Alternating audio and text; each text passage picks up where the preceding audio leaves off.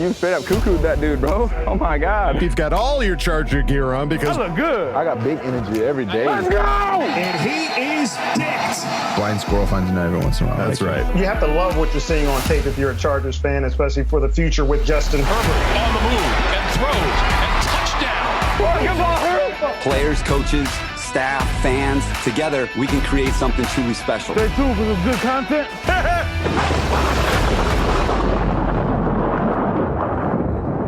Well, hey there, hi there, ho there, folks. Welcome back to the Charger Chat. I'm your co-host, Wolldog, sitting with my buddies, Kev, Hug, and Duggan. We did it. It happened. Let's not forget Kyle, the coach, Duggan. We did it, and I'm glad it's done. We don't have to talk about this anymore, think about it anymore, speculate anymore. We will definitely be talking about it still. We got to talk about the results, but there's no more guessing games. There's no more looking in the tea leaves, rubbing crystal balls, flipping tarot cards. We're done with that. We nonsense. know what we have, yeah. We know what we finally have now. We know what kind of ground we're standing on. And it was, it was nerve-wracking not really knowing what was going to happen. Those of you that listened to our round one instant reaction saw the emotions. Roller coaster of emotions. You saw raw Hug and Duggan, and it was pretty. Raw. It was wild though, because again, like, we don't know what's going to happen in the draft. We all have our speculations on who we're going to pick and what what holes need to be filled, but until it actually happens, you don't know. You don't know who is going to fall to us, or if we're going to make any moves, what's going to happen. But we made zero moves, None. Which was also kind of surprising. It's been a while since we've seen zero moves. It was beautiful. And we drafted all the guys, assumingly all the guys that we wanted. So it looks like a great draft class. Let's just take a look at it right now. Round one, as everybody knows, Rashawn Slater. I called it. Our boy. I called it. That was my number one. I had this sneaking suspicion that he was going to fall to us. I didn't know why. I don't know how it happened, but it happened, and everyone is so thrilled with this pick. It was an area of need and the best available. Like, how often does that align like that? You know what I mean? When you're drafting at pick 13, that does not happen. You have to be up in like the top 5 spot to guarantee that you get the guy that you want. So getting Rashawn Slater was absolutely huge. And then another pick that a lot of people were talking about us, wanting and filling a need was Asante Samuel Jr. Again, just a massive get in that cornerback spot, one that we knew that we needed. Well, and one thing I want to bring up that I was looking at, like, it's very interesting that Asante Samuel, people give him a hard time for his height. He's just a shorter guy, not that 6 foot. That's maybe why he fell. He doesn't have the underwear Olympics measurables that you need. But Casey Hayward wasn't over 6 feet tall. He was a Pro Bowler. I'm kind of over this idea that he's not going to be a good player because he's a little too short. Like, the guy is a stud. Mm-hmm. The guy is an absolute stud. Yeah, big time. And I think, honestly, we're not necessarily needing him to be tall, as we've talked about from Staley and what it is that he wants to do with his defense. He's looking for that more man-to-man coverage, and he's got the speed more than anything else to stay in speed with these fast wide receivers and keep them covered. So, he plays a lot bigger than he is. He's just so aggressive. He's very aggressive, very vicious with his play style for sure. Anybody that watches any of his highlight tapes can see that. And then we started going off of what we were expecting or hoping to get. Not necessarily a bad thing, just was confusing as it started to happen. We got Joshua Palmer, wide receiver out of Tennessee. Great player. I mean, if looking at his wasn't highlight tape, on anyone's radar at all. So to get a wide receiver, especially at pick 3, I mean, at that point, you start to kind of guess that, okay, we're now taking best player available, at least in their eyes, as far as what they've judged to be the case. So by all, you go back and what I've seen everyone say about him is that he is, he played amazingly against some of the top cornerbacks that went in the first round. Like, he owned all these guys. And That's I think true. It was the quarterback play that maybe didn't do him, service as much as it probably could have, but they love what he's capable of doing, and it's exciting. You watch his tape. I had no idea who he was. He wasn't on my radar. I went back and watched some of his highlights. I'm pretty excited. Big time. Yeah, I don't know. I think I think that Josh Palmer pick to me was kind of this, and I don't know. It's like any of these middle round guys, 3rd, 4th, 5th round guys. It's like that you have to just trust your GM because we don't know enough about them. We're fans. We're watch tape here and there, but we're watching first round picks. That's who we're like trying to scout. Right. And then when we do our little mocks, we look for some guys that might fall in the 3rd, but this guy was on no one's radar. I don't know if he's going to be good. I'm trusting that he will be and hoping for the best, but like I can't say that was a bad pick. We don't know. You just don't know yet. So don't get too upset. Obviously, they thought that was best available because in my opinion, wide receiver is not a need, and especially not that kind of wide receiver. He's not like that Waddle, that quick, well, just give him the ball and let him run around type of receiver. So to me, that was a very bizarre pick, but you just have to sit back and see what happens. Oh, and I think something you were saying yesterday, Kyle, that I found fascinating is like the 2 guys that we got, Asante Samuel and Rashawn Slater. We would have prepared to trade up to get those guys. So, in like this crazy world, like those 3rd rounds were house money. We were playing with house money a little bit because in my mind, we got the 2 guys I was willing to give up way more for. So if these guys can land, I thought that was a good, positive view on it. Yeah. And you're right. For us to have 9 picks, you think, okay, we've got some extras. Maybe we'll, trade some away to move up to get some of the guys that we wanted because we're already dealing with more, our cup floweth over with picks right now. So, we can play around, but we didn't have to. Like especially in those first 2 rounds, you didn't have to, and you still got the guys that you wanted. So, yeah, I think that's a great way to look at it. I think there was this thing, like overall feeling was that, oh my God, 1st and 2nd round, we're the best team in the NFL. And then the 3rd round came and the vibes changed a little bit. Like everyone got a little sour and a little down note with some of these picks. Cause, like Kyle was saying, like the 3rd round, like it's out of our hands. Like they're looking at tape and they're projecting what these guys could be, as opposed to us watching tape of like guys doing awesome against Chase Young or any of these guys. You know what I mean? So I think it's a wait and see deal. The one that was I was kind of bummed about, just a little bummed about, was that Trey McKinney pick, just because just before that, our boy Tommy was available. So apparently they're very similar. Craig we were talking a little bit about it the other day, and he's saying they're basically the same player, blocking tight end that as capable of catching, and they just didn't utilize him. So it's like, I don't know. We'll see. Well, still also just interesting, for if they are very similar in play style, that Tommy Telesco wouldn't lean towards that Notre Dame pick that we are so used to seeing every year, that if they are basically he went ninja on us, dude. Yeah. I mean, even when we're certain he's going to pick the Notre Dame with the same name as him, right? He ninjas us. He does. I think he was a good ninja. To circle around, I thought he was a very good ninja in this draft. Absolutely. Very patient, very calm, hid in the shadows, and then attack. Yeah, I think the when you're talking about picks 3 on and fans getting, sour or moods going down, I think it was just we weren't expecting the picks that started to happen. And honestly, better for that to happen in rounds 3 on than in those first 2 rounds. Like if we pick somebody that we weren't expecting in that 1st or 2nd round with somebody like Rashawn the Raiders, available, bro. Yeah, Jesus. Leatherwood in the first. Raiders. Before Darisaw, like they're what a dumpster fire. Exactly. Sorry. So better for that to happen from the 3rd round on than in those first 2, when you're like, okay, we see these guys, we know that we need them, and we know that we want them. So you better ding dang pick them or else. Well, and it's those first 2 rounds, those are starters. You know what I mean? Right. Those are guys that are going to come in and play right away. Those 3, round 3 and on, that's special teams and that's developing guys. You know what I mean? Mm-hmm. Well, I think that the 3rd round picks and 4th round picks is what we've kind of been worried about with Telesco. Like that's what he's been criticized as lately. Like he's hitting home runs in the 1st round generally, and he does well early on, but then those middle round picks, they just haven't seemed to pay off lately. So then when you put that along with these guys that were nowhere on anyone's real radar, it's got to pay off. They got to start to hit here for Tommy T. Well, Now, here's the thing, and that I'll say about that, which is a little bit earlier than I wanted to talk about, but you brought it up, so I think it's good. It's good conversation. You talking about guys not hitting.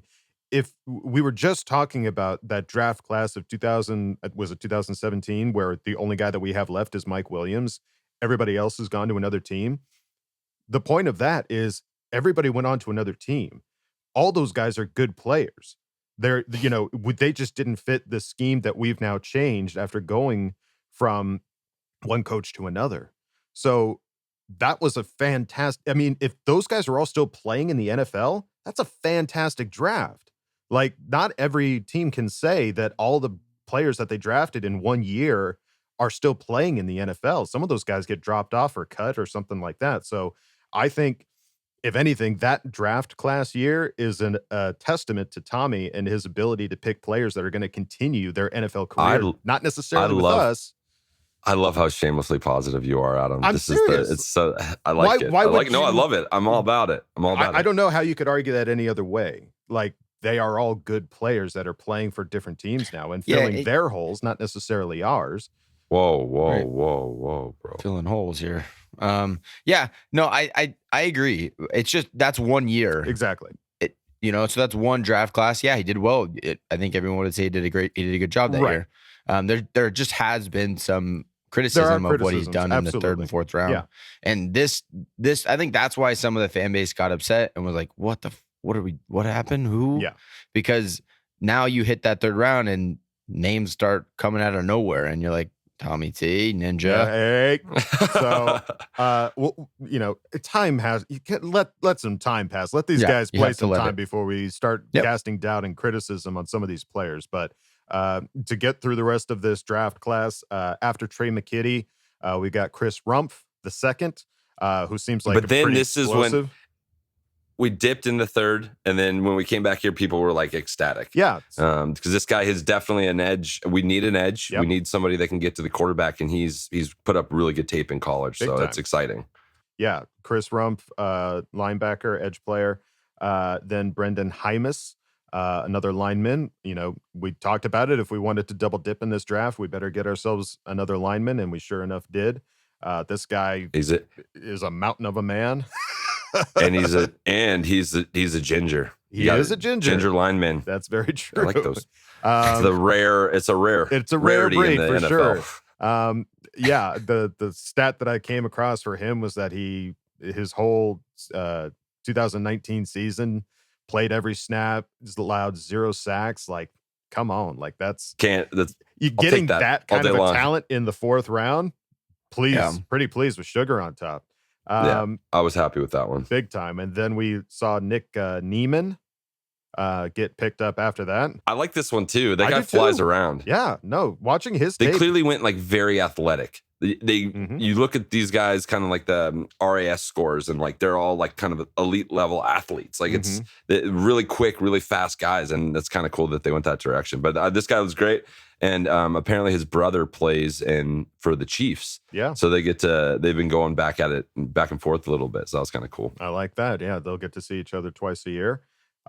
Then this was the one that, I mean, in retrospect, I kind of get it. But when you first see it, you're just like, excuse me, is Larry Rountree III, running back out of Mizzou. So, Kev, you had a chance to hear at least a little bit about him. I've seen him live. I watched him play a couple times. He's a good running back. He was like one of the highlights on that Mizzou team. Mm-hmm. He's a good hard runner. I think he's going to be a big asset. This is such a late pick, though. This is a practice squad possibility thing. Well, yeah. I think there's going to be a competition. I think Justin Jackson is going to start, he's going to become the expensive guy in a year. Mm-hmm. So you need to look at, if he doesn't have production this year, you need to have a guy ready and being there. And I think he's solid. Yeah, the games I saw him play, it was fun to watch. Yeah, and the thing that I've heard about him filling in this team need right now is special teams as a possibility. So they cleaned house on special teams players this draft for sure. A lot of these late round picks feel like they're going to be more special teams than anything else, which is fine. That's where those are still holes that we need to fill as well. And then lastly, we picked up Mark Webb in round 7. He's a cornerback and seems to be a great player as far as looking at his highlight reel as well.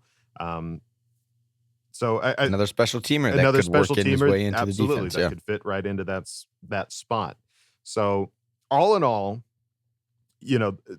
round 3 on were more confusing than anything else because we didn't understand why the picks were being made. But in retrospect, hindsight being 2020, you look at this draft class, you're like, damn, like to get all of these guys without having to necessarily make any moves, didn't give away any picks. You utilized every pick that we've got to pick up fresh talent. I think is awesome. I think this is like Kevin said, after the first 2, everything else is just like a cherry on top. Right. We got Asante Samuel and Rashawn 1-2 without having to move anything. And I mean, that's an A in the draft. That secured your A, 100%. You're seeing everyone's grades on us, and that's a lot of picks to analyze, but everyone's still giving us an A, and I think it's because of what happened in the first 2 rounds, because that's insane that we got 2 areas of need at best available. It's just kind of nuts how that worked out. Big time. Yeah, those were absolutely huge. I mean, those that are analyzing our draft are giving us A's, but looking also at Twitter, there's a lot of people that had stuff to say about the picks that we made. Evan Silva said Northwestern left tackle Rashawn Slater slipping to 13 is dream scenario for the Chargers. Penei Sewell and Slater were considered to be in a tier of their own in the offensive line class. Drop off after them. Bolt's offensive line can have big turnaround after signing left guard Matt Filer and center Corey Linsley and stealing Slater. I love it. And then the one that was really interesting is from Mitchell Schwartz from the Chiefs. He said, tried mentioning, so apparently Chiefs fans got, clapped at him for this one. I tried mentioning to Chiefs fans that it sucks for them the Chargers drafted Slater, aka had a top player at a position of need fall to them and correctly picked him and got ridiculed. We barely beat them in Herbert's first ever start when he wasn't supposed to be playing. Yep. Thank you for acknowledging. Finally, somebody acknowledges how damn good Herbert is and how scary this offense is becoming. It's cool to see other players say stuff like that. Big time. Yeah, that's... Chargers are on the shit end of the stick every time when it comes to getting any kind of praise, minus the offseason. The offseason is when they're like, oop, Chargers looking pretty scary, looking pretty nasty. And then it just never really pans out in the regular season sometimes. So at least this is looking back at a prior season and going, yeah, dude, Justin Herbert just about kicked y'all's butts and definitely did that second game. So deal with it. Looking at the Asante Samuel Jr. pick, Jalen Ramsey piped up saying, yeah, this one is one of my favorite picks. Happy for y'all, Derwin James, and I'm assuming that's Asante Samuel Jr.'s tag God's Child 3. First dinner out here on me when Rook get in town, LOL. That's good. That's good praise coming from someone like Jalen Ramsey for sure. Trevor Sikkema, Chargers getting Rashawn Slater and Asante Samuel is elite drafting. And then looking at Joshua Palmer, CBS Sports HQ had this to say, one of the most underrated wide receiver prospects in the entire 2021 NFL draft. Like, I don't know where that's coming from because all anybody was ever talking about was Jamar Chase, Jalen Waddle. For Joshua Palmer, well, he's underrated for sure. I'd never even heard of the guy. I guess so. Even if he's okay, he's still underrated. Right. I guess so. Yeah. So, but I mean, again, that feels like a steal. I mean, everything that people are saying about our players feels like we just stole the entire middle part of the draft. We'll see. 100%. Let's see. So Trey McKinney, Dan Popper had this to say. I think the Chargers should take a tight end with one of their 2 third-round picks, but I get the feeling they're going to wait on this option. They have Jared Cook on a 1-year deal and are really high on Donald Parham. The Chargers need some run-blocking juice in the tight end room, and McKinney will provide that. He is fluid and athletic, 6'4", 246 pounds, with the traits to develop into a solid pass-catching option as well. I mean, again, like tight end always, it didn't feel like a big need. It felt like that tight end room was already pretty crowded as he was talking about there. So when that pick came in, I know that we were kind of looking at Tommy Tremble, but still it just didn't feel like, I don't know, for me, it didn't feel like a need, but I guess you're investing in the future with Jared Cook only being on a 1-year deal and needing more tight end space. They saw the value in round 5, and so they took the shot. I mean, yeah, we got a 1-year deal on Cook. He'll be gone after that. Parham is still kind of a project. Don't really know exactly he's a great pass catcher, but so yeah, we'll see. I think they're going for their value picks, and so let's see. Chris Rumpf, Gavino Borges had this to say: "I just love the way Chris Rumpf plays, all gas, no brakes, an ascending talent who has the traits to be productive in the NFL. One of my favorite picks thus far." I love to hear. This is another one of those guys that is like slightly undersized. So this is like the slightly undersized draft for the Chargers. Like he's this kind of tweener guy, but he is very good off the edge. He gets after the quarterback. He's extremely productive, but it's like all these guys that we've gotten have been put into a box. Like it's Rashawn Slater's arms aren't long enough. It's Asante Samuel Jr.'s not quite tall enough. And similar here, he's just not big enough to be, on the edge. He's a tweener guy. So I think we just got lucky on picking up a lot of these guys because they were overlooked just for the, underwear Olympics numbers. Right. Yeah. Watching his tape, he certainly seems explosive. Brendan Hymus, Chris Hayre had this to say: "Hymus set a Nebraska school record with 40 consecutive starts by an offensive lineman. Another Big Ten O-lineman headed to Los Angeles." I mean, for Chargers, health is always a concern. And we need guys that can stay on the field. So as long as Hymus can stay durable through his NFL career, that would be pretty special. Sign me up. We needed a lot of offensive linemen because there was an exodus, as we all know, of our previous lineman room. We need some new bodies, and it's good to see somebody that has had that much productivity, that many consecutive games. It was exciting. Big time. Yeah, we addressed it in free agency, so we've got some good veteran talent in there, but now getting some fresh talent in there, like Rashawn, like Brendan. I think it's exciting for this offensive line for next year, absolutely. So then for Nick Nieman, Math Bomb had this to say about him. Nick Nieman was drafted with pick 185 of round 6 in the 2021 draft class. He scored a 9.51 RES out of a possible 10. This ranked 107 out of 2,155 linebackers from 1987 to 2021. So for those that don't know, the RAS score, that's like their measurables and everything, right? I think it takes them all into account and it compares them against other people. So he's an athlete. Those numbers show he's absolutely an athlete. Yeah, so for this guy to be on the just barely out of the top 100 out of all linebackers since 1987, and to get this guy all the way deep into the 6th, I mean, that sounds like somebody that can at least be productive on this team and hopefully show up. I mean, the guy just seems totally fast and gets in there. The last 3 picks that we had were all special team guys. Yes. I think he's going to kill it on special teams. Our linebackers are pretty deep. Obviously, you want depth at every position in case someone gets hurt, and maybe he can fill into one of those spots in a pinch. But I think he's going to be a special teamer, and do a damn good job.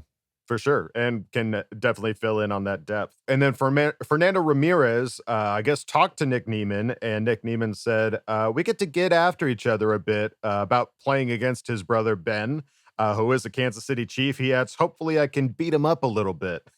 I don't know how that's going to be pretty exciting. That's almost on that same line of when we were playing against the Texans and we still had Derek Watt going up against JJ. Like, we're getting some of that family rivalry back a little bit. This could be more fun because this could be them on special teams running full speed at each other. So that collision could be way more fun to watch. I can only imagine 2 Duggan brothers running at each other, throwing some Nieman blood. It happened. My shoulder's still sore. It was an accident, but our competitive juices when we get together, when we start, we're at a bachelor party, we start doing, then it just kind of happens. So everything just kind of happens. Just happens. All right. Happens. You don't have any face tattoos, so I'm proud of you guys for that. Yet. One more day. One more day. Let's see. And then in regards to Larry Rountree, Zone Tracks had this to say. Larry Rountree played in the CFB's toughest conference and finished with over 4,000 yards of offense and 40 rushing touchdowns. Sounds pretty damn productive. It was a big part of that Mizzou and why they were decently fun to watch. I'm I'm on board with this. If we need to pick up a running back, like I at least know who he is. So that's a good thing. Big time. And then finally, Mark Webb, Dan Popper reported that Nasir Adderley and Mark Webb grew up together in the Philly area. Mark Webb said, "That's my brother." So fun. Another nice little connection there between players, and to both be in the secondary like that. That's going to be pretty special, bringing him up into the Charger team. So those were what people had to say about our draft picks. As far as grades, everybody seems to be giving us pretty much an A. I mean, I haven't seen anything. Yeah, I haven't seen anything lower than that, honestly. And then looking at our undrafted free agency signings, let's see, we've got ourselves a wide receiver, Eli Stove, Kyle Spalding, offensive tackle, Ryan Langren, long snapper, Eamon Ogbongbemiga, yes, who is a linebacker out of Oklahoma State. Ever. I hope he makes the team just so the commentators have to struggle through that every week. That's a great name. I'd love to see that on the back of a jersey. Ben DeLuca, Ogbongbemiga. You say it very well. Good job, Bulldog. I practiced it about 20 times before getting on here just to make sure. Then we have Ben DeLuca, safety out of Charlotte, Darius Harper, offensive line out of Cincinnati, Forrest Merrill, defensive tackle out of Arkansas State, Hunter Kampmoyer, another tight end out of Oregon. Little connection with connection with our boy, yeah. Might be a familiar target, at least for Herbert to get familiar with. Yeah, Herbert posted it on his Instagram story. Oh, did he? Oh, perfect. So he's pumped about it. Nice. Alex Kessman, kicker out of Pittsburgh, and Jared Goldwire, defensive tackle out of Louisville. How many kickers do we currently have on our roster? All of them. Yeah, it's like if you're Badgley, you got to be like, wow, they really are concerned about my position. I mean, how could they not be? All you have to do is look at his performance last year. You can't argue with that. You can't go like, yeah, I did pretty good last year after missing 70% of your kicks or something like that. Like you can't say that. I know he didn't miss 70%, but you know what I'm saying? Like it felt like it. It felt like it. Yeah. I mean, for the games that we lost, especially. So yeah, you got to have competition in there. And if they feel that he can still do the job, great. But yeah, you got to bring in somebody like Alex Kessman, who apparently did pretty well out of Pittsburgh, well enough that we're bringing him in. They basically were saying that he's really good outside of 50. Like his percentage is really like abnormally high from outside of 50 yards, which we'll take because that's not Badgley's sweet spot. Not lately. I mean, the guy can't do kickoffs, so might as well get some guy that's good at kicking 50 yards or more. All right, folks. And now it's time to move on over to Coach's Corner. Great moments are born from great opportunity. All comes down to today. You take this helmet and you put it right in his numbers, okay? I want to see nothing but snot bubbles in his nose. A lot of people want to blame coaches for a lot of things. Nobody puts coaches straight up. And we shut them down because we can't. Because I believed in you. And I wish I could say something that was classy and inspirational, but it just wouldn't be our style. Let's do it. All right, so for Coach's Corner, we've reached into our bag of Ask Boltfam, and we've pulled out a question from DL505. Congratulations. Coach is going to take a look at your question, and we'll analyze it a little bit here. And your question goes as such. Are we in the shit for our depth at safety? LA Rams had 6 safeties on their roster in 2020. We're at 4. Any free agent targets to fill this gap? Yeah, there's definitely some free agents that we could go after. Now, the idea of having 6 safeties on your roster, it's depending on what you're trying to do with the defense. And something that was interesting going into this draft is we've seen a Brandon Staley defense before, but we've never seen a Brandon Staley defense where he has like a significant amount of say in personnel. You know, like I'm sure he had some input as a defensive coordinator with the Rams, but he's only there 1 year. He didn't really get to build the roster that he wanted to. So it was kind of handed it to him. So in that aspect, don't say, hey, they have 6, we have 4, we're not going to be a good defense. I do think, though, it brings to light the idea that we're still a little bit thin at that position, and there's not really the standout that we're really excited about. We talked about it a couple of weeks ago, but Nasir Adderley is in a position where he has to have a big year. So I think that I do think there are some free agents. For me, Malik Hooker, we talked about it a couple of weeks. He was with the Colts. He got hurt. He's now still a free agent, kind of sitting out there. This would be his second deal. So maybe get him on a 1-year COVID deal. But it does bring up a good point. We probably need another guy there. We're obviously, based on the draft, very confident in Nasir Adderley's ability to play safety. So I think it'll get addressed, but it kind of depends on how big of a name that we try to go get and how much of that available cap we're ready to put into it. Right, because we did pick up Ben DeLuca as the undrafted free agent. So that's at least one more body in that safety category. When it comes time to the start of the season, if we are still sitting at the same amount of safeties, do you foresee that being an issue going into the season with not as many safeties comparatively to at least what the Rams had available last year? Well, I think most teams in the NFL have a decent amount of safeties because that's who plays your special teams a lot. So it does adjust to your depth, but it I don't know. You only have 2 safeties on the field most of the time. Right. So to stockpile, especially big name guys to sit on the bench, it doesn't make a whole lot of sense. So I could see us maybe picking up one more, or maybe seeing if one of these undrafted free agent guys pays off. That might be the.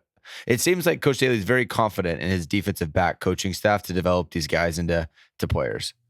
And he's made mention before, at least on some of the defensive backs that we've picked up on how versatile some of these players can be, right, that he looks for that in players to make sure that they are capable of playing more than one position. So some of these guys, even though they're labeled as a defensive back, doesn't necessarily mean that they're confined to that role. They might come in and start playing some of those safety positions. Do you foresee that being a hindrance, or do you foresee that being, like, if they're able to truly do it well, is that something to look forward to? Yeah, and absolutely. If they're able to do it well, yeah, you can hide your defense that much more.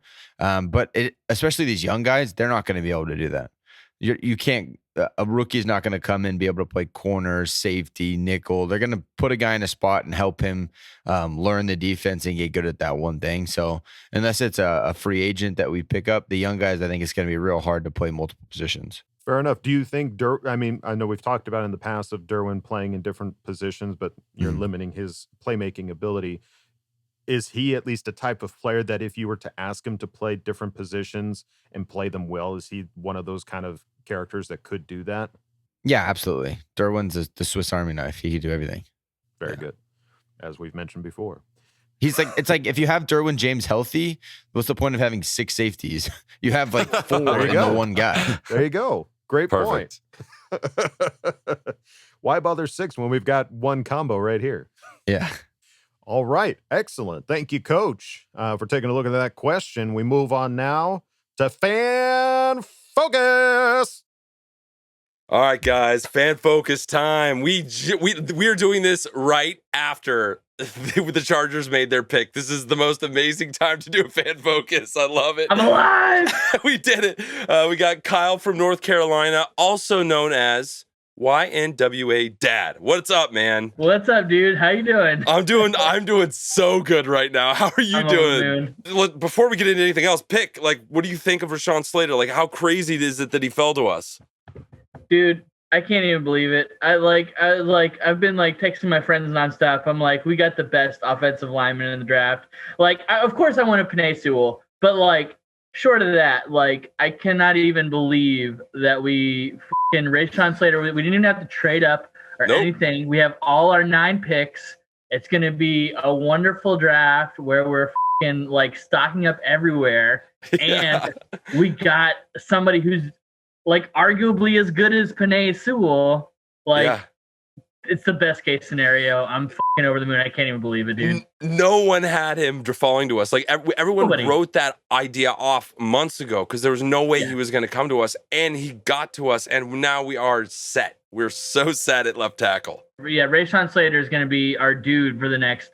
And dude, did you hear the interview he did after we drafted him? And they were like, so man, you got Justin Herbert as your QB. What's your goal? He's like, I'm gonna protect him. I love it so much. It gets me so fired up. I just want to run through that wall right now. Just give me.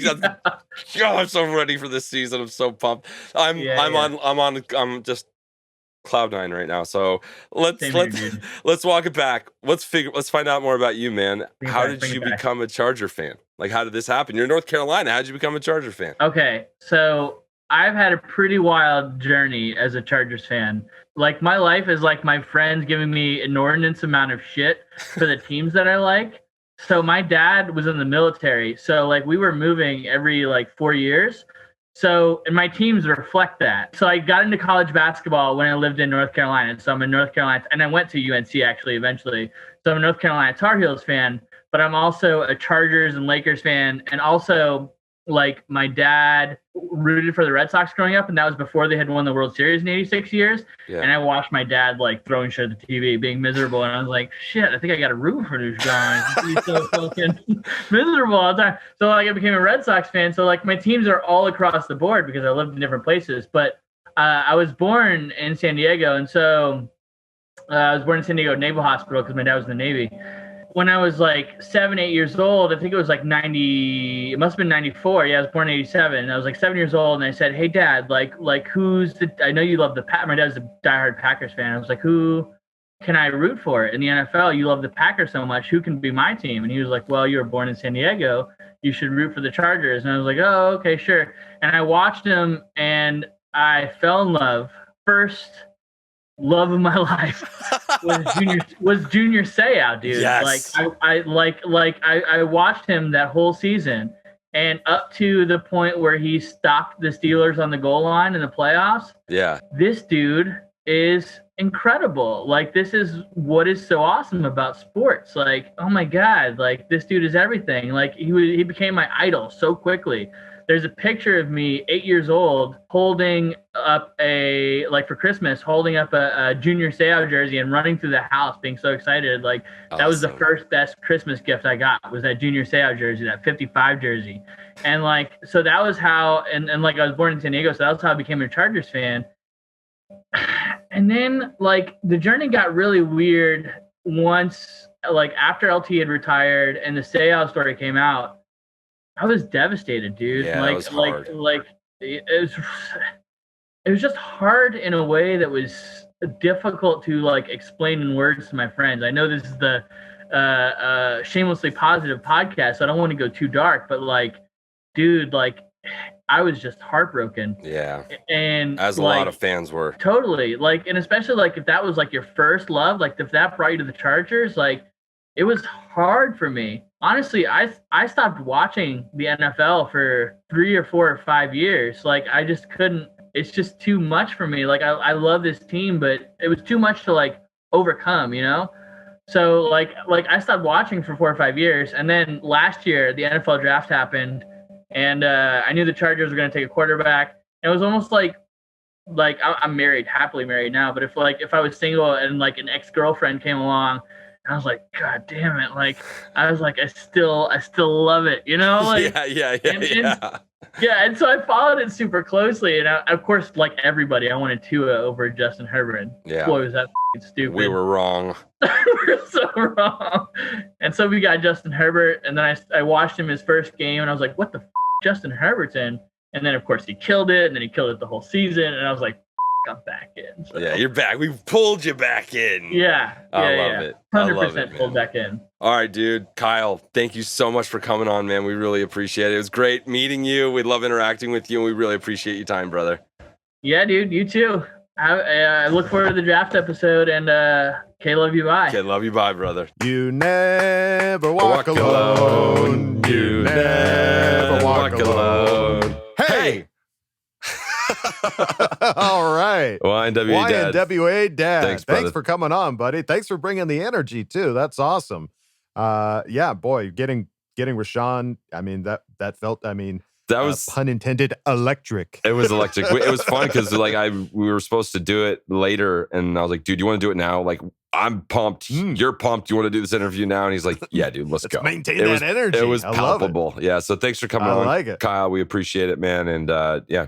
Stay in touch, YNWA Dad. Yeah, and glad we got you back. Glad you're back over in our back in the fold. Territory. We'd love to have you, buddy. We're home at home. Excellent. All right. Well, now We move on over to our fifth Beatle, as we've mentioned before. It's time for the Craig Experience. Come on in, man. Kick your feet up. Oh. Craig Experience. Hello there. Make yourself at home. Got some stuff to talk about, right? Moving on. Who likes emotional roller coasters? Well, apparently Chargers fans. CC gang. Big salute. The rest of the Bolt fam. What is going on? It's your guy Craig in Texas. And yes, I am still in Texas, just at the beach, near Mexico, though. It's really beautiful out here. So I was able to take in the draft weekend and get some sand and sun in my life. So that was pretty cool. Man, what a ride that was. From the first round all the way through. And speaking of the first round, wow, we really had Rashawn Slater fall to us. But not just Rashawn. We backed that up with another guy that the majority of us love that we thought had no chance of falling to us. ASJ, Asante Samuel Jr. in round 2. And man, it just got really interesting from then on. Not necessarily bad. And that's what I want to talk about a little bit today. Some of the middle picks and the later picks and why a lot of it makes sense. And maybe why, if some of you don't necessarily understand the rationale behind it, I can possibly make it a little bit clearer. But, first round, bang, bang, Rashawn Slater. We know exactly what that is. Arguably OT1 in the draft. And it just kind of depends on what you think coming out of the gate. Panay is who he is. And he's going to develop into maybe a generational type offensive tackle, Hall of Fame type guy. But we don't know that Rashawn Slater won't be the same guy. His ceiling may not be as high, but he's coming out extremely technically refined already. And I compared it to this. You could either have your porterhouse now, Rashawn Slater, or you could have your tomahawk later, Panay Sewell. So just depends on what your patience level is like and what your team needs right now. And I think Rashawn is perfect for what we need right now and turning this offensive line around, which has now been completely revamped with the exception of Brian Bulaga. And hopefully he can stay healthy next year and we can see some dividends paid from all those offseason pickups. So, ASJ, Asante Samuel Jr., I mean, it's like having Derwin James happen twice in the same year. You have Slater happening, which no one saw coming. And then you have ASJ happening, which we felt probably even less likely about. Now, it just depends on who you talk to. But, man, we're talking about arguably the best tackling cornerback in the draft. And forget the 5'10", 180-pound frame. The dude plays like a 6'2", 220-pound box safety. I mean, he has the heart of one. We're talking about having no fear. Doesn't matter who he's up against. It could be the fastest guy on the field, the tallest, the biggest, the toughest. Doesn't matter. He is a DAWG. And it's like I always say, something you can't coach. You either have it or you don't. And he's got it in spades. And, just looking at what that means for our defense across the board, it's going to be scary for teams in the AFC West and throughout the league. So definitely looking forward to it. But when we're talking about some of these other later picks, we get into the mid rounds and you get to pick 3 and you see Josh Palmer's name pop up. And I will be the first to admit I'm guilty. I didn't do a bunch of homework on Palmer. I knew who he was. I just didn't see him as an option. And honestly, I didn't spend a ton of time on him. I mean, I've seen him flash in a couple games. I didn't watch any specific tape on him. I know that he did work at the Senior Bowl. Just didn't see him as a fit for the Chargers. But I guess when thinking of what could potentially happen with Mike Will after next year, probably should have been more of a consideration. So, you got the size, the route running ability. He's really good at the top of routes, breaking guys off there, and that's how he creates separation. He's not a burner, which is what I wanted. And guys, a lot of you get at me on Twitter about what I mean when I say a burner. I'm not talking about a regular 4-3 run down the field guy who can stretch the field and get over the top of the defense. I'm talking about a twitched up game breaker, someone who could take a screen pass, slant, anything short, and is a threat to take it to the house on any given touch. We still don't have one of those. But guess we'll make do with what we have, and we'll see how the offense develops with the pieces that are in place now. But Palmer's probably Mike Will insurance. So we'll see how that turns out, what kind of run he gets in the offense next year. But I'm sure the guy will be fine. And Trey Mckinney. I know the majority of you guys don't like the pick, and some of you weren't sure who he was. But if you did also pay attention to the Senior Bowl, you'll see that the guy has game. I understood the pick. I actually liked Trey Mckinney. He was kind of my consolation prize if we didn't get Tommy Tremble. He's another one of those, I would call him like 3-tool tight ends. You got your inline, H-back ability, and, somebody that you can kind of get on the move a bit as well. And guy's a good athlete. And if you look back to when he played in 2019 at FSU, when he had DeAndre Francois as his QB, the guy looked like he was on the come. And, he showed his athleticism, his ability to make big catches. But then Francois had some issues. I believe he got hurt. McKinney transfers over to Georgia, and their QB situation was a complete mess. But for me, I get why the pick was made. He's also a very good blocker, which, was something that was a need for the team. So with that kind of said, it makes sense to me because the tight end run started a little bit earlier, which probably pushed him up the board. And since they were looking for a guy in that mold, they had to take him where they could get him. So that's the rationale behind that. As far as a lot of the other picks, we can tackle those moving forward and kind of talk about, what makes sense and why they will fit on the team. And I really like that guy, Nick Nieman, that we were able to pull off in the 6th round. I like his athleticism. He's probably going to be a really heavy-duty special teams contributor, but he has the athletic profile to be a player if developed later on, and I really like him in pass coverage. So we kind of bounced around a bit. A couple other guys that I didn't get to. But, hey, I'm out here enjoying life. I don't want to hold you up, so let me get back to the sand. Fellas, talk to me a little bit about who your favorite pick was. Also, maybe where some question marks come in regards to picks that you don't necessarily agree with. And, hey, Coach, if you have any logic to back up some of the other picks that are confusing the folks, feel free to chime in, man. As always, though, appreciate you guys. Bo gang it on bang. Okay. Love you. Bye. Craig. Thanks, brother. Awesome, man. Dude, great points on the picks. You're talking us through some of these emotions that we were feeling as we were making some of these picks. And boy, looks nice where you're at, man. You've got the gun show tickets going. You must be handing them out, man. Take it to the gun show. Take it to the gun show. Yeah. I'm going to go to the bathroom. It's that way. All right. Well, some of the picks that we really liked. Obviously we all liked pick 1 and pick 2. Were there any picks that stood out to you guys? Like as we picked them, I know for a while it was a little confusing, but in retrospect, was there anything that jumped out to you guys as far as who we've picked up? I really dig the Chris Rumpf pick. Was really concerned that we weren't going to get a quality rusher in this draft, and by all accounts, he was one of the top guys last year that somehow fell to us in the back of the 4th round. So that one really got me excited. Just adds more depth and more getting after quarterbacks, which is what we desperately need, and make this defense amazing. Yeah, I think that my favorite, Rashawn Asante. I think Asante Samuel is my most excited pick because he's so fun to watch.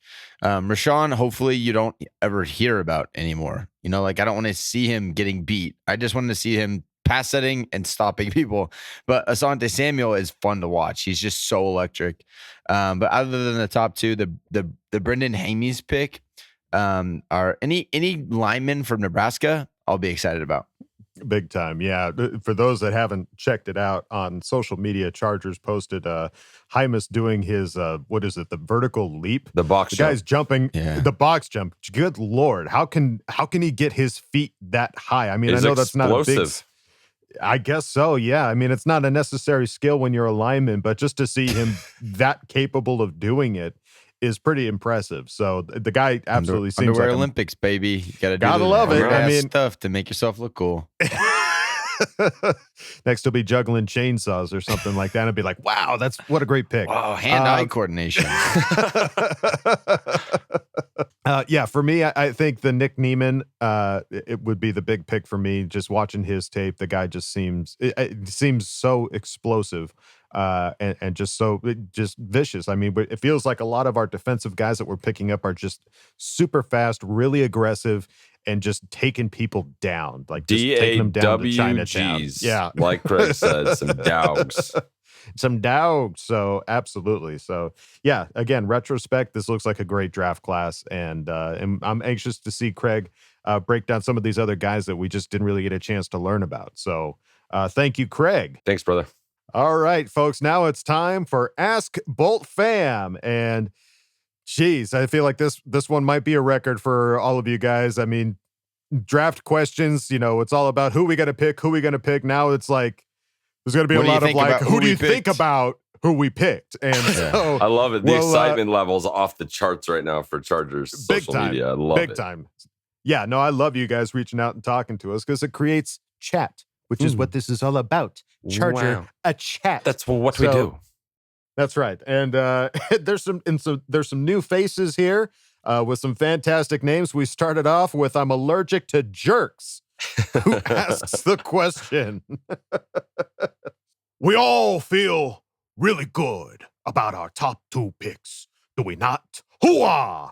But who, if you had to say, will be the biggest surprise hit to the other 7 picks? Hooah! I'm Al Pacino, double the Raiders. K, love you, bye. Hooah! Oh my God, I love that. It's like a staple. Okay. One person's got to say, the Raiders. There's always got to be one. Always got to be one. So thank you, I'm allergic to jerks, for being the one this week and starting us off with some great energy. So biggest surprise hit of the other 7 picks. If we had to pick, I think we're all pretty much on it. Back into that other one, Chris Rumpf again. That's the guy that like it's exciting. I'm outside of the top 2 that are like just over the moon about. I like the pass rushing ability, and then I'm excited for him. Yeah, Rumpf for Huggin, Hymus for Coach, and Nieman for myself. I think those guys are going to be great talent. I'm looking forward to practice, seeing some of these guys playing in practice and actually seeing them do the things that they're going to do. So it's exciting. So thank you. I'm allergic to jerks. We move on to Marijuana Miler, who asks the question, who is the podcast favorite pick, or who did you wish the team would have taken?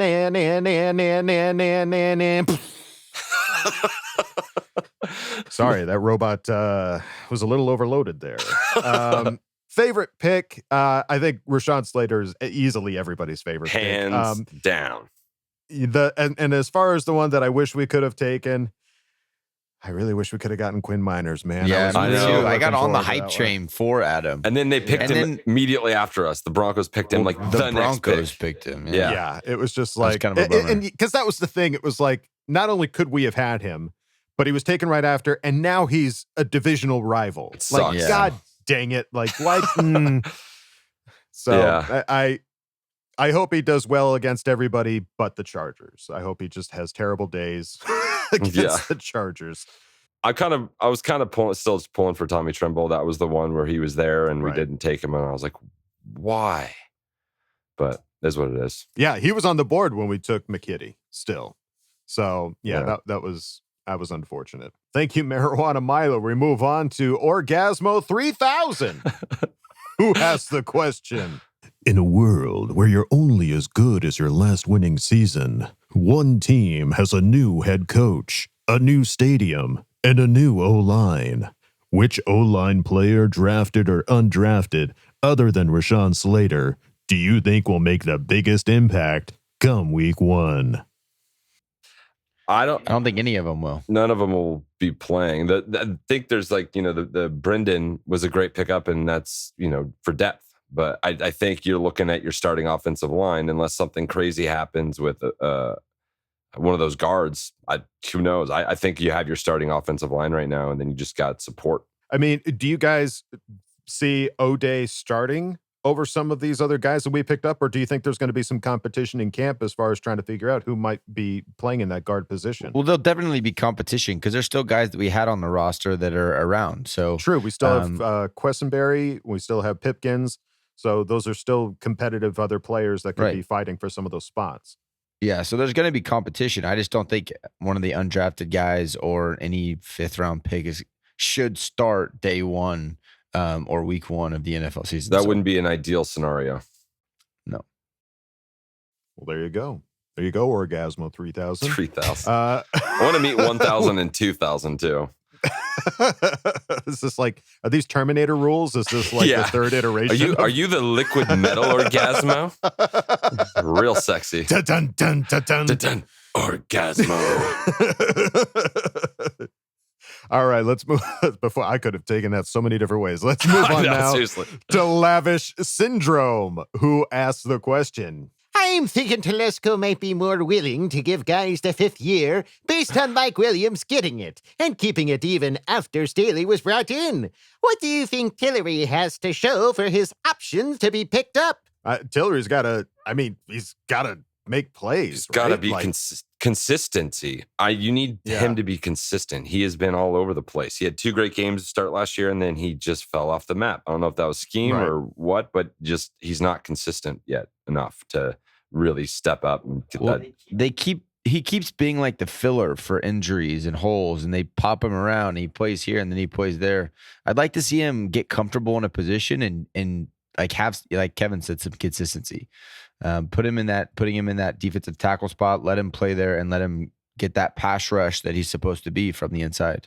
Yeah, make plays, and then we'll look at picking up a 5th-year option, buddy. But great question. Thank you for asking it, Lavish Syndrome. We move on to Okie Doggy, who asked the question. The Chief Scum managed to add some very good players to their roster through the draft and through a trade. It should be illegal for them to get any more good players. At least I can laugh at the incompetence of the Raiders for drafting yet again another ridiculous reach in round 1. But enough about them. My question for you guys is from the players we got that were undrafted free agents. What player/players do you see having a chance at making the roster so we can continue to add successful undrafted free agents to our collection? I'm out of the undrafted guys, I'm Forrest Merrill, the defensive tackle out of Arkansas State, I believe. Just a big boy, just a big, taking on double blocks, clogging up the middle. Like, he's just a powerful dude. So it's kind of crazy how these guys can get evaluated and some are undrafted and some are drafted. Like, I just don't quite understand it. But this guy, it seems like we lucked out in him wanting to come to us. Yeah, I'm thinking. I'm thinking Kessman. I'm thinking Kessman might be that kicker that could possibly be that piece that we've been missing We just want to solve our kicking woes. That's all we need right now. Our special teams, especially on both sides, like, just needs to get better in general. And kicking, I mean, we got to put points on the board. If we're missing kicks, we are losing out on points that could be the difference between winning and lost. So we have been pretty lucky in some of those undrafted free agents becoming pretty big playmakers. We'll see if that continues this season. Thank you, Okie Doggy. We move on to Stefflock, who asked the question. Will they make a trade before the start of the season? If so, what will they address? I think safety is going to be that position that they're going to be looking at more than anything else, right? I don't think they're going to trade, though. I think it's going to be a free agent. I don't, I may be wrong, but it doesn't feel like we need to go out and do a whole bunch more with the roster we have. Yeah, I think the trade would have happened if we didn't get Rashawn in the first. We had no tackle to start. That's true. But I think that with us filling the 2 biggest holes, corner and tackle, with day 1 starting type guys, I don't think a trade is necessary. Whatever we might have to give up. So there you go. Thank you, Stefflock. We move on to No Shoes You Lose, who asked the question. Hey, I got a fever, and the only prescription is more defense. The offensive line got a lot of love. Every position of need was addressed in the draft. I think now we still need to look into depth at corner and safety. Maybe another guard or another edge defender. What are our biggest remaining holes after this draft? And which of the new undrafted free agents could make an impact? Well, folks, get ready for us to start sounding a bit like a broken record. think our holes were, safety seems like an opportunity, and maybe even defensive tackle. And as far as guys making the team, I think it's going to be possibly Forrest Merrill could have that big impact, possibly Alex Kessman. But Vizcaino the Volcano, who knows? There's a lot of guys. It could be Vizcaino, absolutely. Out. So, yeah, I think you definitely need to, try and beef up. If you're going to go after some free agents, go beef up that secondary wherever you can. It's a little more experience, something like that. That makes the most sense to me, at least. Excellent. Thank you. No shoes, you lose. We move on to Kanyeezy, who asks the question. Whoa, what's up, my fellow board waxers? I'm pretty f***ed up this morning after a long night of lightning bolts. I mean bowls under the moon with my dudes after nabbing Asante in the second. Cha, I think somebody sprinkled some beach sand in there, though. Anyway, I think I love the draft picks, baby. In Staley, we trust. I trust my toes to lead me through the tube. One question for my favorite brothers. Is there anyone selected after Slater that you wouldn't have been mad at if Tommy T and Brandy Stees had drafted instead of Rashawn Slay, still available, but we choose someone else at 13? Or would you be pissed as Or would you be pissed as if we had drafted anyone but Slater with him still on the board? Anyway, I might die from smoking beach sand last night. Willie D, you the man, brah. Coachy Kai, you explain football like you're singing a lullaby to my little kahuna. It's beautiful. And Kevy Huggy, we need to light a joint and rip some Tide. Can't love you, bye. Dude, that's the best one. What a script. What a my goodness. Written script. This scene brought to you by Kanyeezy. That was so good.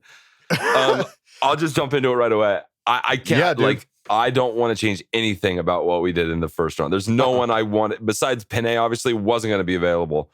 Like, this is it. This was the dream scenario. So I couldn't be happier. I wouldn't hop in my DeLorean, go back and change anything. Zero. I don't need anything. I don't need you, Doc. I don't need you to take me back in time. I think I would have thrown my microwave out the window if we picked up like Leatherwood or Quiddy Pay with Rashawn Slater. Where's the microwave? God damn it. Well, because I got to break this window. I'm not going to break it with like a shoe. I need something heavy that's going to like do so. It's going to go through. So, yeah, microwave through the window. I think I killed that Mista lady. Mista. So, yeah, there would have been some pretty upset Charger chat hosts if we would have picked up anybody but Rashawn Slater. Pretty bad. That would have been a bad scene. But hey, thank you, Kanyeezy, for asking the question and writing just a delicious script, man. That was so just perfect. All right, we move on to WPG Charger, who asked the question. Do you think drafting Josh Palmer in the third is an indication Mike Williams will be looking for a new team next year?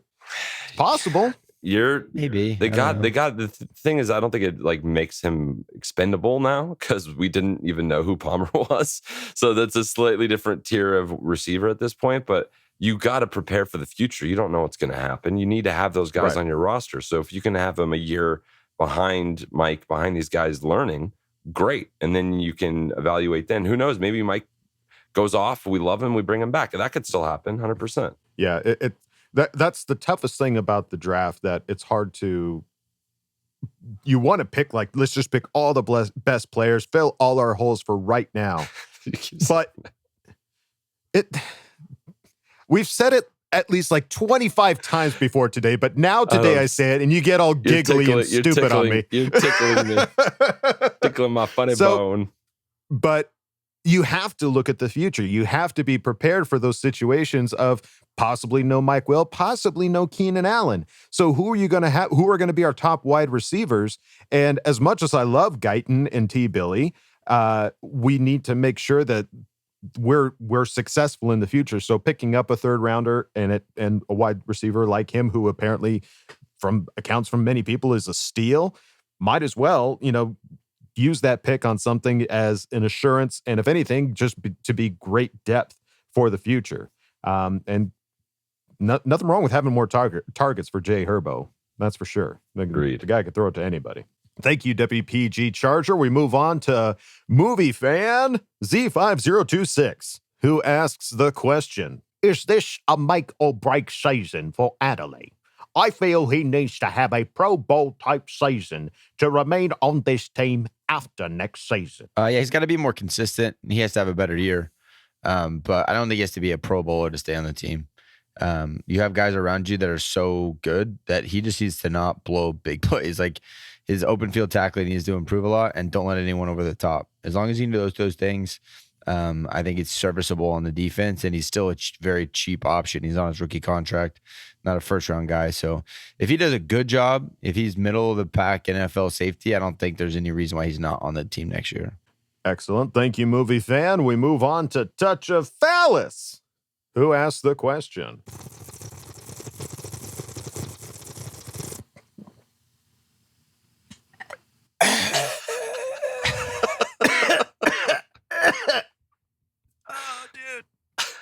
How was the bachelor's party, fellas? That was good. How you doing over there? So update. Where are you guys at right now? So we started in Tahoe for a 2-day party. Now we're in Vegas for a 2-day party. And as you can tell, we're on our last day, and you know we got vibes going on. A little tired eye vibes, but it's going great. We had so much fun. Did some Top Golf yesterday. It was pretty dope. Nice. Very good. And you guys placed a bet down, I saw on Twitter. Put a Hondo down on the Chargers to win the Super Bowl. And yeah, baby. Pays $3,000 because I feel like the more we go, those odds are going to change. So I wanted to lock in my bet right now. And that's perfect. Give my money. Give that man his money. Give these men their monies, please. Their monies, please. All right. There you go. Thank you, Touch of Phallus, for checking in on my brothers. We move on to Z the King 1, who asked the question. Who do you think, if anyone, drafted by the Chargers after Samuel will actually get playing time? I think special teams, you have a whole brand new young special teams course. These guys a lot of these guys are going to be on the field. We increased our killing power on special teams. Is what we did. We have faster, more dynamic, athletes that can go mess people up and get our special teams where it needs to be. Yeah, I think Chris Rumpf has a shot to play a little bit this year too. Mm-hmm. We definitely have a need at that edge position. I think he's exciting. He plays. He has fun, and I think that's what they want on the team. I think another thing I noticed about Rumpf when I was watching highlights is he had that C captain patch on his jersey. Seems like that's what Tommy T is all about, is trying to draft those captains. Also, weird stat of this draft: we didn't draft anyone from Notre Dame. Whoa. Yeah, no Notre Dame. Swing and a miss. That just added to the confusion of not picking up Tremble when he's a Notre Dame alum. If he's so similar to Trey Tommy McKinney, T going full ninja. So no Notre Dame, even in undrafted free agents, no Notre Dame folks. So we'll see how it goes. Maybe what if that's the thing that's been holding us back, is that we've been drafting Notre Dame guys, and that's what's holding us back from winning. We'll see what this year can bring. So thank you, Z the King 1. We move on now to Ryan Toledo, who asks the question. Who do you guys think were the biggest misses that were still on the board in rounds 3 through 7? Miners feels... that's usually a good sign when the next person picking takes him. That's usually a sign that you kind of might have missed on that opportunity. I kind of was pulling for you, Bulldog. I wouldn't have minded having him. Yeah, believe me, I'm ecstatic to have Rashawn, and great that we picked up Brendan Hymus as well. But man, Miners, I just feel like would have been such a great addition to that line. And again, looking at the future of what this team is going to need in the future, I feel like that could have just really helped us out, because we've just had so many offensive line woes that you couldn't, we've been talking about in previous podcasts, you can't have enough O-linemen on this team, and you need that depth and good depth. We don't want a depth of all Pipkins, sitting back there waiting to come into play, because that's just not going to get the job done. So if we could have had Miners, it would have been excellent, but it is what it is. Thank you, Ryan. We move on to Bobby, a.k.a. Bozzy, who asks the question. The first 2 picks were awesome and helped fill big needs, but I still think Tommy T's third-round jinx haunted him a bit. I think our draft was really good, but what do you guys think? Who or what position or player would you have preferred? Love your podcast. Kay, love you, bye. Like, I don't know. I won't say that this is jinxed. Like, the thing is, like, this kind of feels like a Keenan Allen pick, at least in terms of the Palmer thing. I'm not saying he's going to be Keenan Allen, but like a really good talent that is available there. Like, just because we don't know about him doesn't mean it's going to be bad. We need to give them time to get in and evaluate how they are, you know, what they think. By all accounts, everyone around really loves that pick. They love our draft. I'm on board. I love everything we did in this draft. Could we have shifted a couple things to get preferences? Sure, but I'm not building the roster. I'm not the GM. So Exactly. In Telesco and Staley, I trust. Yeah, I would have rather flopped our third-round pick. So we went tight end at that second pick in the third round. I would have preferred, and not saying that this is the right way, but I would have preferred to get Tommy Tremble with the first pick instead of Josh Palmer. And then with that second pick in the third round, being able to go with I don't know, Quinn Miners was still there on the board when we picked. So if that third round, if we would have gone Trimble Miners, I think I would have been a lot more excited with the picks. Yeah, you were when we did it, you were like, what happened? I just remember that vividly. Like, what is going on in this third round? It's so bizarre. Yeah. It wasn't what we were. I mean, we got spoiled with those first 2 picks. We called them. Guys that those that were we our called. picks. Yeah. Yeah, we were on fire. And then it right. We were ready for this draft to go the whole way of like, you know, checked it. And it just didn't. And once it got to the third round, that wasn't necessarily the case. But it's hard to call it a jinx until we actually see these guys play, because these guys could come out and be explosive and be big talent, but we don't know because we haven't had a chance to see them play. So give it some time before we start calling it a jinx or anything like that. But I can understand that their needs and their choices didn't necessarily line up with ours past third round. The fact that the first 2 rounds did is amazing. That happened. Like, that doesn't always happen. It rarely happens, especially with the amount of people that were saying how many different names we could possibly get in the first and the second. For me to see that Rashawn Slater and ASJ were those first 2 picks is astounding. So I think let's keep calling this a win until proven otherwise. But thank you, Bobby, for asking the question. I think it's a good question. We move on to Gnarly Ray Jepson, who asked the question. Who do you guys think is going to be the biggest surprise out of the draft?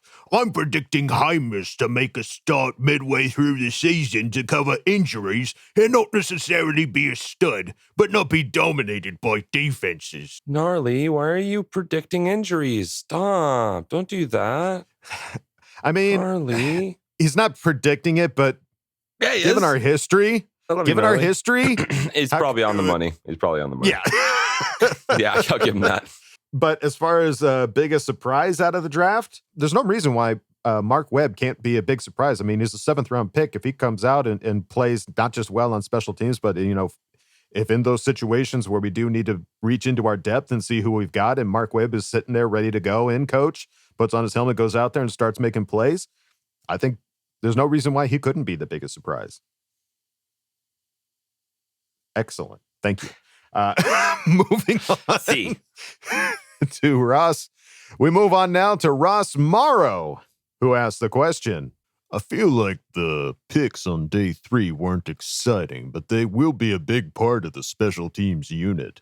What do you guys think about picks 4 through 7? Yeah, the one that kind of stood out is like, I didn't really think we needed that, was the Rountree from Mizzou. But other than that, these are all guys that are developmental, like we talked about all earlier. It's like they're just developmental guys that hopefully will play special teams and contribute. So I was perfectly fine with it. Was I thrilled about Trey Mckinney instead of Tommy? No, I wasn't. But it is what it is. You can't get everything you want. You can't always get what you want. What you want. Sometimes you might find to get what you need. we gotta. I'm excited. I'm excited to see what Staley does with these guys. I'm excited for the possibility of him to unlock some of the talent on some of these later round picks. So let's withhold judgment until we see these guys play. I think it's exciting. I think this was a good draft, and so picks 4 through 7. While it's not what I necessarily would have picked, I got to trust the guys that are running the show to make the right choices. And so, as far as I'm concerned, it was a stellar draft. So. Great success. Yeah, great success.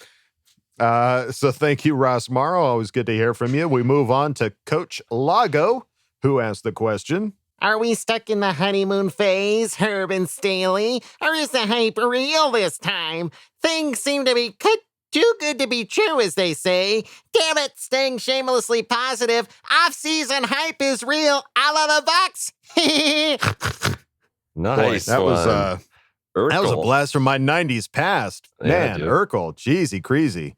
Coach Lago, yeah. I like the honeymoon. This is the best time because there's nothing you can criticize. You know what I mean? There's nothing, there's no tape of Staley and Herbert yet. So at this point, let's just enjoy the shit out of how perfect this currently is and just let's get rolling. We'll see what happens. It could be everything we hope, but at this point, the expectations are so high. It's going to be hard, but I think they could do it. All right. We move on to Daniel Llewellyn, who asked the question. Hey, bros, I'm back. Whoa. Okay. My protein shakes. I was like way into the first 2 rounds draft picks, like solid. But then round 3 crushed my vibes again. Bro, it's sad. I have to just close my eyes and ears every year in the 3rd. Luckily, we get the future Bo Jackson, Bro Montana in later rounds.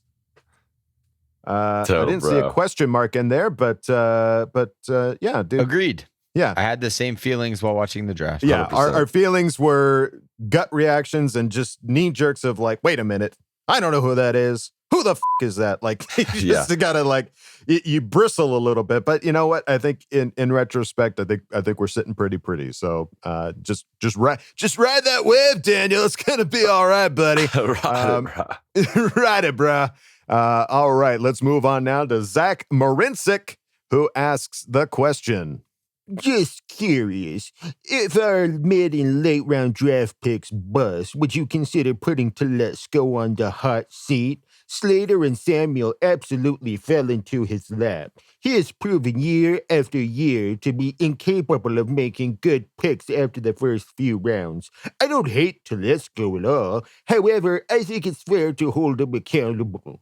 Every other team seems to be able to improve in later rounds, not just round 1 and sometimes 2. Love the pod, Caleb Bay. I don't think this is necessarily fair because if I were the GM, I would have traded so much shit to go up and get these 2 guys. He was patient and he got who he wanted. Like there's something to be said for that as opposed to selling 3rd, 4th round picks to move up. So, you know, you might think they fell into our laps, but I think that was like patience. That was a good thing. That's a good attribute to have when you're drafting because I'd be awful. We would have had like 3 picks and I'd have moved up to get somebody we could have already gotten. Yeah, it does.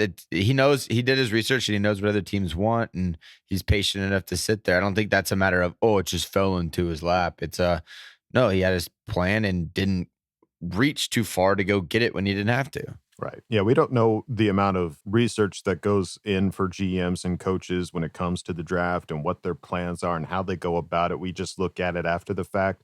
So I don't think he's necessarily in the hot seat just yet. No. I mean, again, looking back he drafted Herbert. He's fine for quite some time. Yeah, I'm not concerned about Telesco's, where he's not going anywhere anytime soon, in my opinion. I don't foresee that happening at all. Just keep bringing the lucky surfboard with you, pretty please. We move on now to Brian LaRoe, who asks the question. Well, shoot, I live in Tennessee. I'm about 30 to 45 minutes from the University of Tennessee. Not a fan myself, but most of them really like Palmer. I watched his highlights and but his Senior Bowl 1-versus-1 drills get me excited. Wide receiver room is loaded. Who doesn't make the cut? KJ Hill, man, there's some guys in this that we picked up late last year that we have too many wide receivers. Where there's just too much going on. And I think some of them are good enough to be on other teams, so wouldn't be able to just stay on our practice squad. So right, KJ Hill is the one that kind of stands out to me right now that we picked up Palmer. Yeah, KJ Hill was arguably the least productive last year. Joe Reed at least had some returning opportunities. Got a touchdown. And got a touchdown. So it was helpful. Yeah, so I think KJ Hill is probably that guy, which is crazy because looking at it last season, they were just like, "Oh my God, he fell all the way to 7. That's nuts. It's crazy." Chargers got him, but then like we didn't really get a chance to see much of him last season. So, based just off production alone, KJ Hill's probably that guy. But thank you for asking the question, Brian. Appreciate it. Well, the next question. We love you guys, but you're all asking a lot of the same questions. So just quick shout out, Lucky Surfboard, Cautiously Excited, Corey Emery, and Tonga. You guys are basically asking the question. It goes something like this. Which undrafted free agent should we be excited about? I want names. I want answers. I want friends. I'll go back to it, Forrest. Forrest, the big boy in the middle. Yeah. Yep. Forrest, absolutely excited about Kessman. Just excited to have some more competition in kicker, just so we can solidify that position. And Ogbongbemiga, just because I want to say that name more often than not. So we'll see how they start to shape out. But those are our initial excitement undrafted free agents. So thank you guys for asking the question. We just didn't want to repeat ourselves over and over again. Let's move on now to Simon Schum. Simon, hey, buddy, haven't heard from you in a while. How's Arnold doing? Let me ask him. What's up, guys? Saw the video of both Kevin and Kyle reacting to our second-round pick and felt really good. Where were you, old dog? Anyways, I am extremely worried about our lack of depth at the safety position. TT said Mark Webb will be playing more nickel than safety, so are we signing back Jaleel Adai? Adai!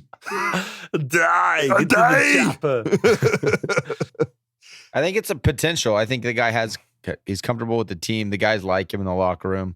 I don't think that would be a bad pickup. It's probably not that expensive.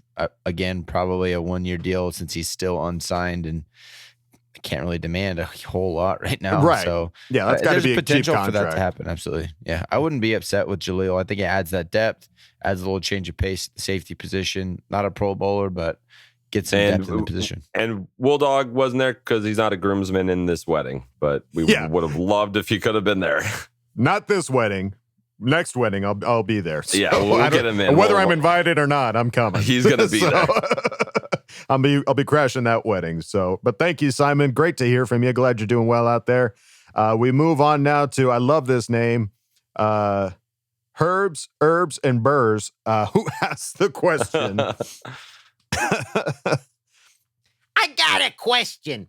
Do you think Asante can be as good as his dad was? Dumb question. Just really want to hear this voice. Gilbert Gottfried, please. I hope he's as good as his dad. I think there's potential if he keeps getting better and keeps working hard. His dad was a 2-time first-team All-Pro, 4-time Pro Bowler, won 2 Super Bowls. So I'd be pretty pumped if he ended up working out like that. Yeah, that would be sweet.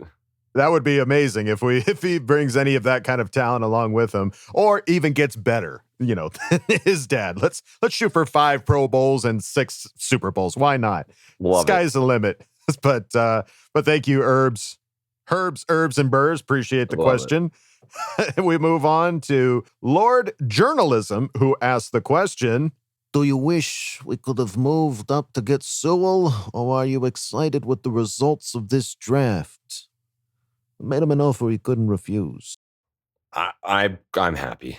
If we would have missed out on a second, probably another third. So don't get Asante Samuel, but get Sewell. Nah, I'll take Slater, and I will absolutely take Asante Samuel. Big time. Yeah, knowing that we got Rashawn, I'm glad we didn't move up. But if we would have missed out on both, that would have been a bummer. Would have been pissed. Yeah, that's a different question if we missed out on both tackles. But having gotten Rashawn, we're right where we want to be right now. So thank you, Lord Journalism. Appreciate the question. And finally, we go out on Unanimous, who asked the question. Sorry I bummed you out with my question 2 episodes ago, but just some observations. One, Coach is definitely a younger sibling, LOL. My younger sister makes the same faces when we tease her. Number 2... Thank you for comparing me to your little sister. Yeah. In my head, she's like a 12-year-old little girl. I don't know how old she is, but... Hey, I mean, no disrespect, just an observation. Just want to let you know. Number 2. I know why Kevin put this one in. He's going to finish off with this one. Number 2, Greg is too damn big to be talking that damn smooth. True. I'm with you, unanimous. It's not fair. No. Number 3, I could watch Huggins' pouty ass face all day long when he saw the Lions pick. Pouty ass face. We're all very title. Pouty ass face. There you go. Pouty ass face. There you go. Oh, God. All right, and finally, number 4. Boy, you guys are great. Keep up the awesome work. Being a listener from the beginning, so stoked for your success. All right there, Kay, I love you. Bye. Thanks, brother. Yeah. Thank you. I completely Unanimous. agree. Kyle. No, looks that's 12 years old and female. And Kevin has a resting pouty ass face. Resting pouty face. But he loves to see it. Resting. He's got RPT. Face. Or RPF. Resting pouty face. Resting pouty face. So excellent. All right, folks. That's it for this mammoth of an episode. Tune in next week. We'll have more stuff to talk about. Obviously, we're going to start seeing some of these players show up at the stadium and start working out with some of our other guys. It's going to be really exciting to start see this team take shape under Brandon Staley's tutelage.